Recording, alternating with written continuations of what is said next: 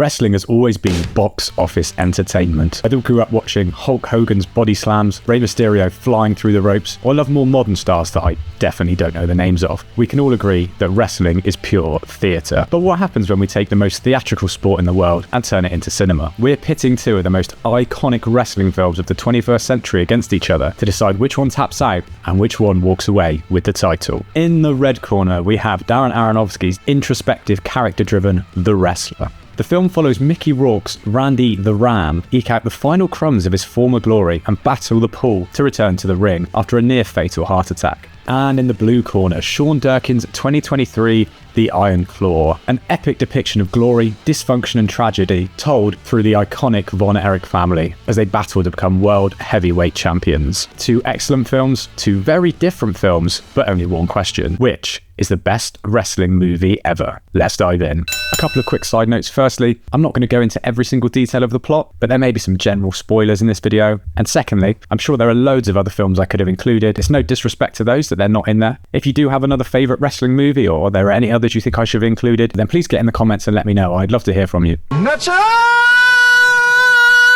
I think a particularly honourable mention should go to Bennett Miller's 2014 Foxcatcher. It's a really interesting film with some really sort of unique characters that tells a really odd and quite troubling true story. It's well worth a watch and definitely could and maybe should have been included in this video, even if it's not quite the same kind of wrestling. This isn't wrestling! In The Wrestler, Darren Aronofsky gives us a stark and unflinching look at Randy the Ram Robinson, a once great wrestling star whose glory days are well behind him. Mickey Rourke delivers a raw performance as a man clinging on to his fading fame and the adoration of an ever-shrinking fan base. He battles loneliness, a body that's giving out on him, and his life consists of small, low-paying wrestling gigs, steroid abuse just to keep himself in the game, and barbaric lower-level wrestling matches, which Aronofsky shows in excruciating detail. More on that later. Interestingly, it's very different to the sort of theatrical, stylized intensity that we're kind of used to with Aronofsky. He's made his name with films like Requiem for a Dream, Black Swan and Mother, all of which are really sort of in your face, and I don't know, it was almost come away from shaking. I think The Wrestler is equally as hard-hitting, but in a different kind of way, which we'll get into in a little bit. There's much more space to breathe here, and I think the film is excellent because of this. Perhaps he tried to recreate this sort of like harsh realism in The Whale, but honestly, if that's an attempt to recreate the kind of intimate, sort of raw character study we've got with The Wrestler, then I think The Whale very much comes up short. I think you can probably tell I'm not the biggest fan of that film. So this film is a character study at its core.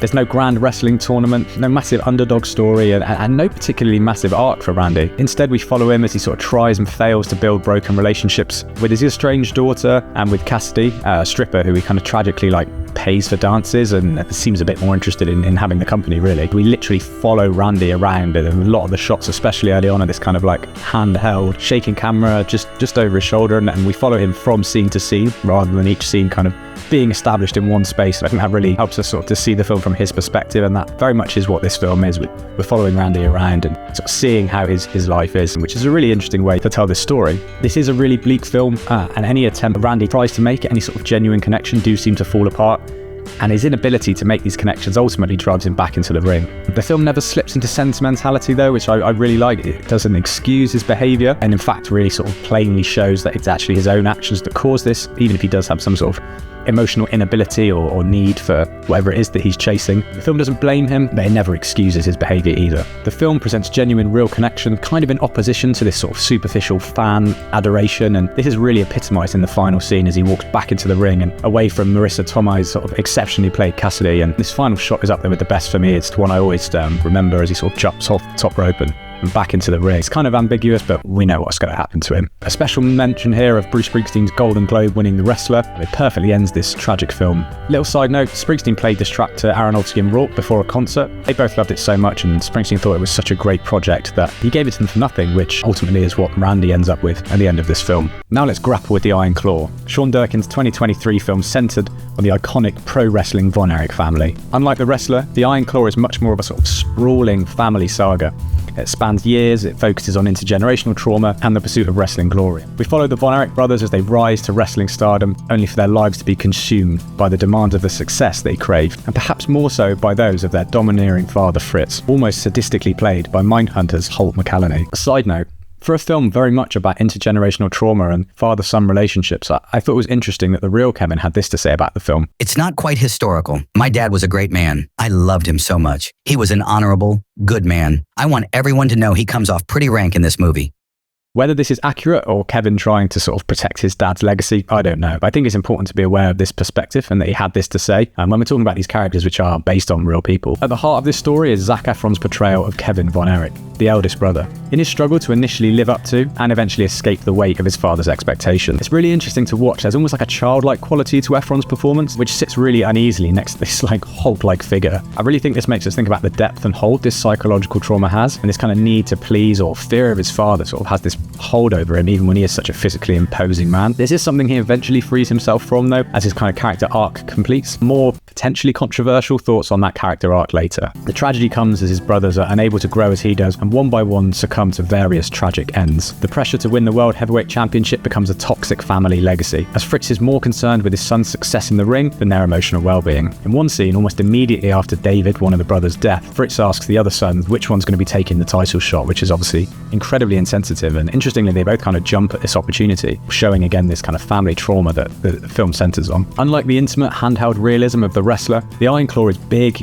it's cinematic, and we see this almost immediately. There's black and white flashbacks to Fritz's wrestling days. There's a really dramatic voiceover from Kevin with a line like, "Ever since I was a child, people said my family was cursed." And the recreation of contemporary news features, which I thought was a really fun element, I really enjoyed. There are some seriously heavy moments as we see each brother's demise. Whilst I like Efron, it's Jeremy Allen White's performance as Kerry that really steals the show. There's kind of less moralizing here, and perhaps like Rourke in The Wrestler, this is just kind of a stark performance exploring addiction and sort of risk-taking, thrill-seeking behaviour and the self-destruction that can ultimately lead to. This might also be to do with the writing. Durkin, who also wrote The Iron Claw, seems interested in giving Kevin this kind of sort of like satisfying character arc. But actually, I think the depiction of Kerry is much more engaging, particularly in one of his last scenes when, although fighting in the WWE and being world champ, he gets really angry at Fritz because he sort of buys him a gun. I guess he's trying to impress him. His reaction to what he sees as rejection here really is, for me, the crux of the film. All these characters are still sort of looking a bit like lost children, trying to please this harsh disciplinarian father. Overall though, I think this is a really great cast. I think they do the job really well, and I'd love to hear who your favourite performances come from. Ultimately, it's the film's exploration of intergenerational trauma, masculinity, which I'll touch on shortly, and obsession that make this film kind of tick. However, some parts, especially Kevin's arc and a poor final few scenes packed with some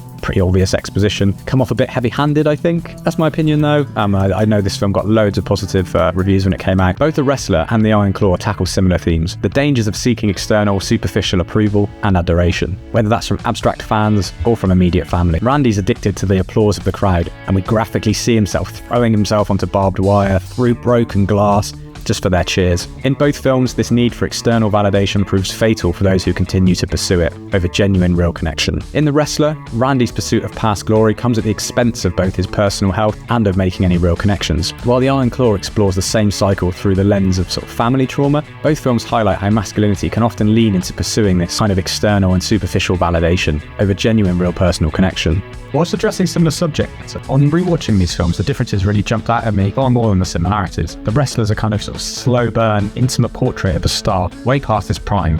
Aronofsky's direction keeps things really grounded, raw, and visceral, with brutal wrestling scenes to show the toll this life is taking on Randy's body and his soul. Meanwhile, The Iron Claw is more a rise and fall saga, with larger-than-life moments, great montages set to an awesome soundtrack featuring Blue Oyster Cult, Tom Petty and the Heartbreakers, and Rush, just to name a few. Little side note, the song that Mike sings when they're at the college party was actually written by Arcade Fire's Richard Reed Perry, and he performs it over the credits. Brilliant song, but not quite Springsteen. This film is more about the spectacle and the pressure to reach the top, compared to The Wrestler, which seems to focus more on what happens after the spotlight fades. Whilst both films address the dangers of yearning for and clinging to stardom and the spotlight, The Wrestler shows this tragedy through Randy's harsh everyday reality, whereas The Iron Claw kind of cherry picks really tragic moments from years spanning the Von Erich's lives. Another key difference in these films is their use of violence, or at least of sort of graphic injury on screen. The gratuitous yet effective violence in The Wrestler shows the horrific situations that Randy has to put himself through just to make ends meet as this struggling wrestler, and personally I find a lot of these really quite difficult to watch. The Iron Claw largely omits this violence and destruction and instead focuses on the people left behind. We find out that David's dead through an off-screen phone call. Mike simply walks off into the night having swallowed loads of pills, and all we see of Kerry's accident is him sort of speeding on the motorway. A point of view shot intercut with a tight close-up, and then we cut to black.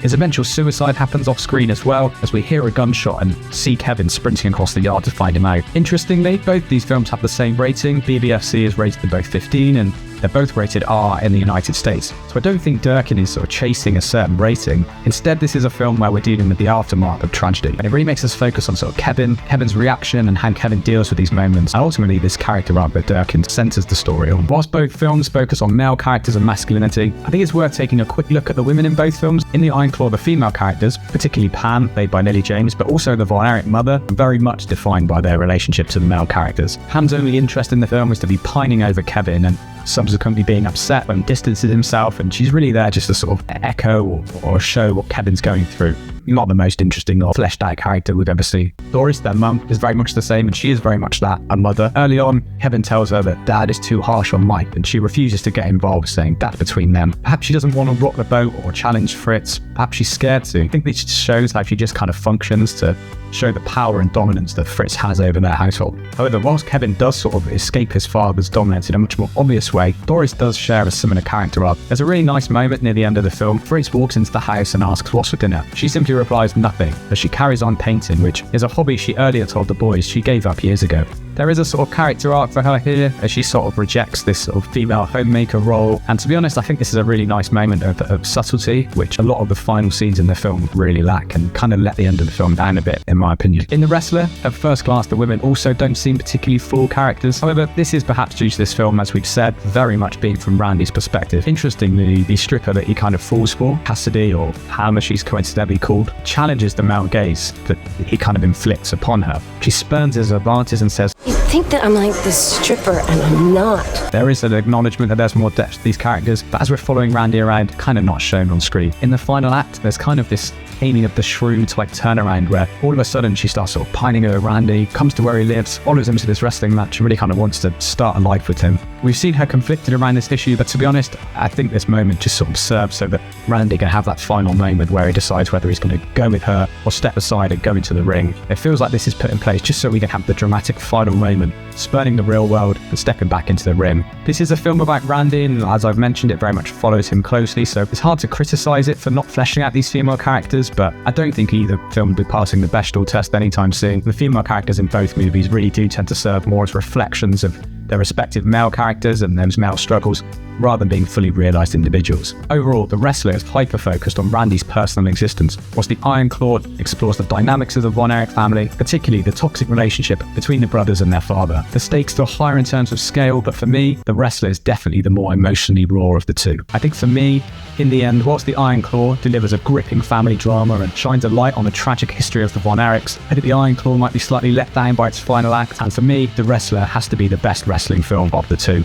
It's smaller in scope, but its emotional depth and Mickey Rourke's unforgettable performance make it a truly remarkable piece of cinema. Aronofsky's film doesn't try and moralise, it just shows us a man who can't escape his need for approval, and faced with the challenge of finding real, genuine connection. It's heartbreaking to watch. But hey, that's just my take. What do you think? Is The Wrestler the true champ, or does The Iron Claw deserve the belt? Don't forget to like and subscribe, and let me know if there are any other films you'd like me to see covered in this way, or any other things you'd like us to do, or just want to have a chat about films. Thanks for watching, and see you soon.